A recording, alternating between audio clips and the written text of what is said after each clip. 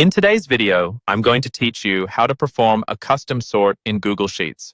Whether you're organizing your data for a presentation or just trying to make sense of a massive spreadsheet, learning how to customize your sort order can save you a ton of time and make your data infinitely more useful. So, let's dive right in. First off, you want to get your Google Sheet open. To do that, head over to Google Sheets and open the document you need to work on.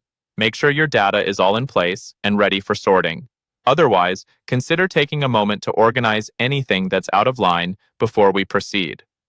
Now that you have your sheet in front of you, the next step is to focus on the specific data you want to sort. Let's say it's in column C. Go ahead and click on the letter C at the top of the column to select the entire column. You might notice that the column turns a different color, confirming that it's been highlighted. With your column highlighted, perform a right-click.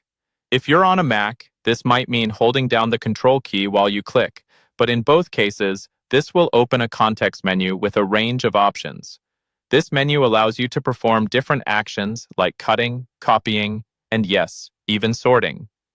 Next, you will need to navigate through the menu, find and click on the option that reads View More Cell Actions. This option usually appears towards the bottom of the menu, and selecting it will bring you closer to achieving your custom sort. From there, you'll see another drop-down list. What you're looking for now is the Sort Range option. Click on it, and another window will pop up, offering you several sorting options. A vital step here is to make sure you check the box that says Data has header row. This tells Google Sheets that the first row contains headers and won't be included in the sorting process itself. It's crucial for maintaining the structure of your data, especially if you have titles or labels in that first row. Finally, you'll see your options for ascending or descending order. Make your choice depending on how you want your data to be sorted. If you've set everything up the right way, go ahead and click on the Sort button, and just like that, you've performed a custom sort in Google Sheets. So, that's all there is to it.